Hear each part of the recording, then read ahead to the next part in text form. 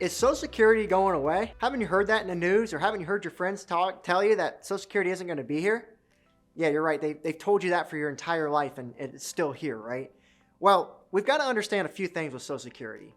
It certainly is in trouble. There's a lot of facts that say it's not going to likely be here for us in the future. But I want to make something clear, and I want to give you some comfort. In my opinion, I do not expect Social Security to go away, but I do expect changes to be made. The reasons why I expect changes to be made is because when you look at the history of Social Security, it started in 1935. In 1935, the life expectancy was 63. Full retirement age for Social Security for you to receive your check for life was 65. Does that add up? It wasn't meant to pay out for your entire lifetime. It was meant as an insurance policy against people who lived too long, which not many people lived past that age. If you look in today's age, now the full retirement age is 67. People are obviously living much longer than that, and so with the longevity we're seeing, we're having to pay out more to current retirees. And then when you look at the influx of the baby boomer generation, 10,000 baby boomers turn 65 every day. That's happened for the last 10 years and is going to happen for 10 more. There's not enough money to go around. We have to pay more than what's coming in because right now we don't have enough people working and paying into the system.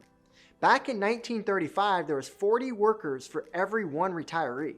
Today, that number's 3 to 1, and it's set to be 2 to 1. There's not enough people paying into it, and there's too many people taking money out. So how is this going to stay in place, right? Well, that's why this is in trouble, and that's why I expect changes to be made. It's just common sense at this point. And so what changes could be made? Well, if you look back into the 1980s, you would realize that Social Security made some significant changes at that point because it was on the brinks of collapse, just like we're seeing at this moment right now. And so if you saw those changes, some of those changes they made were they changed the retirement age from 65 to 67. Social Security used to not be taxable. Well, now it is. And so those are the types of changes they can make to leave this in place for a longer period of time. And so that's what I expect that they'll do. Because if you get on Social Security Administration's website, they'll tell you in 2034, the trust fund is running out. Well, that means it's running out, but that doesn't mean that no other money is coming in. And so what they could do is make changes to a multitude of things, and that's what I believe will happen. I've seen studies that show if they reduce your benefit by 20 to 30%, it will be good to go.